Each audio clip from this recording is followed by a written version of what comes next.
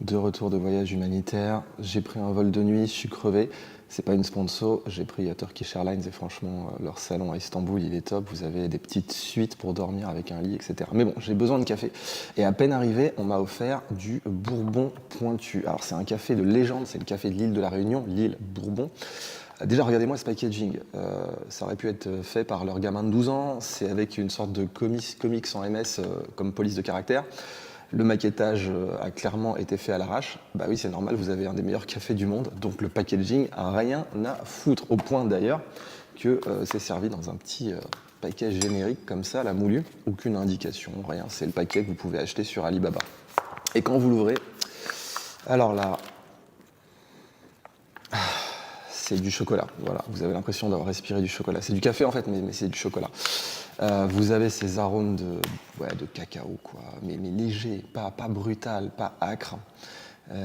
Vous sentez pas trop les tanins, enfin, c'est une dinguerie, quoi. Alors, encore une fois, je viens de me réveiller, ouais, je suis décoiffé et tout, rien à foutre, mais j'ai juste mis une chemise pour faire genre la story, quoi. Mais sinon, je suis en pyjama en dessous, attention. À la French Press, on va le faire, bien sûr, à la French Press. Donc, dans la French Press, ça c'est une Bialetti. Vous attendez que le bloom se fasse. Donc le bloom, c'est quand les petits grains moulus, ils ont bien absorbé et libéré leur CO2, puis bien absorbé toute l'eau. Et quand le bloom est fait, eh ben, ça descend tout seul. Ouais, ça descend d'un coup. Ce qui fait qu'on peut se servir une petite tasse. Rien que l'odeur, c'est... Alors j'ai rien mis là. Pas de sucre, pas de lait, rien du tout. Voilà. Tel quel, tel que Mère Nature l'a conçu. Petite dégustation.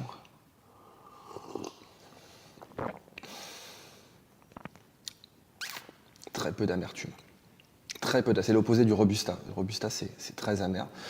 Parce que le Robusta, donc, c'est évidemment le type de café qui produit beaucoup de caféine, Robusta. Pour tuer les mammifères, la caféine, c'est un poison. Si vous en donnez à votre chat ou à votre chien, il va mourir. Et là, non. Là, c'est soyeux, là. Parce qu'évidemment, c'est de l'arabica, ça pousse plus en hauteur. Là où il n'y a pas de rats qui font empoisonner avec de la caféine. Moi, de base, un café qui considère que je suis un rat empoisonné, j'ai pas envie de le boire. C'est pour ça que je bois jamais du Robusta. Mais celui-là, c'est une dinguerie. On est sur un des meilleurs cafés que j'ai bu de ma vie. Juste comme ça, encore une fois, sans sucre, sans lait, rien, tel quel. Que des arômes. Une amertume qui est parfaitement maîtrisée, ça dépasse pas, quoi. Elle contribue au goût, faut pas aller au-delà de l'amertume pour savourer le café. Elle contribue au goût. C'est magique. Les Émirats Arabes Unis sortent de l'OPEP, mais c'est énorme comme nouvelle en fait.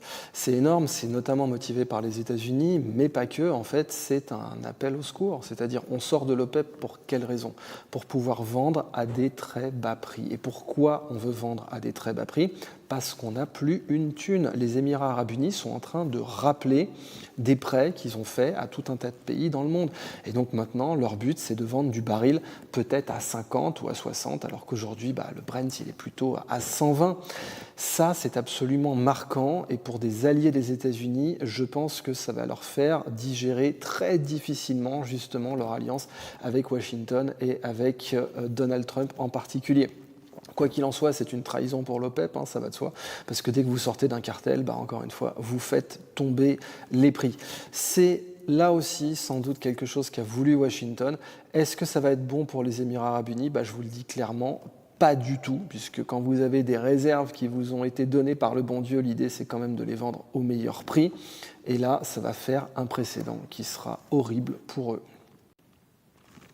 Ah oui, alors concernant la salle de bal de Trump, j'ai oublié de vous parler de ce troll légendaire du prince Charles qui vous sort comme ça tranquillement. Alors il y a eu d'abord la poignée de main, donc le prince Charles, il n'a pas bougé, il savait très bien que Trump allait essayer de l'attirer vers lui, etc. C'est une technique qui vient de Johnson au départ, on appelait ça le Johnson Treatment.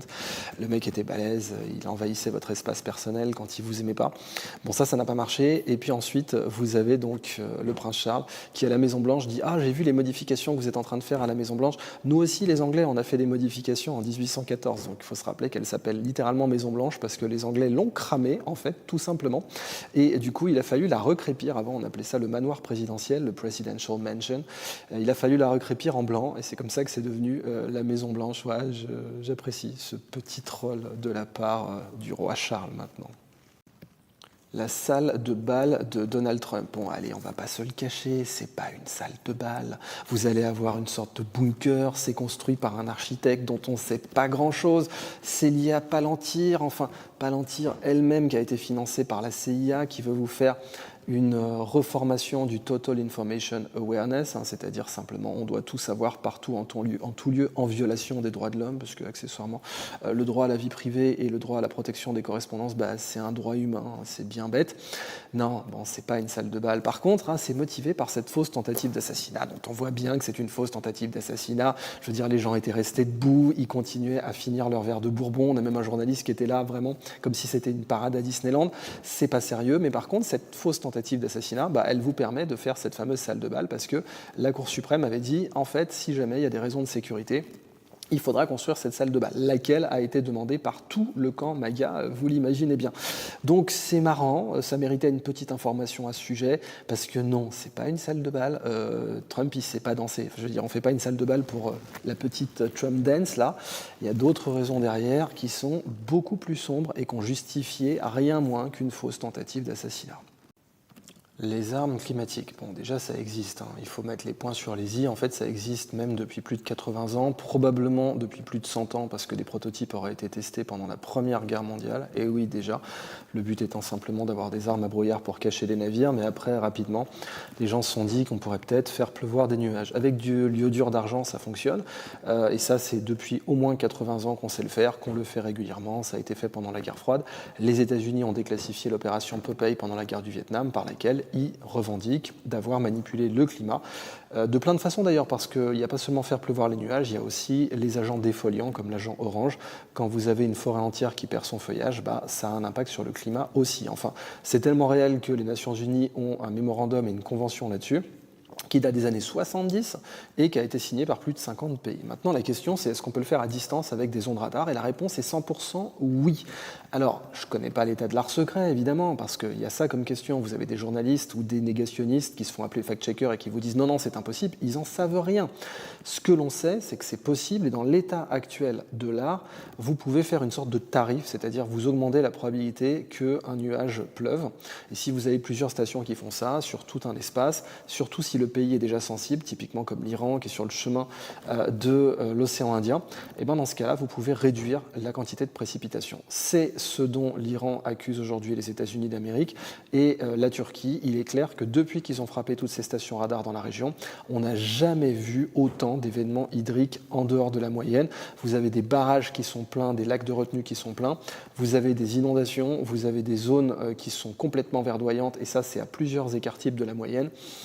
Ça semble quand même assez clair.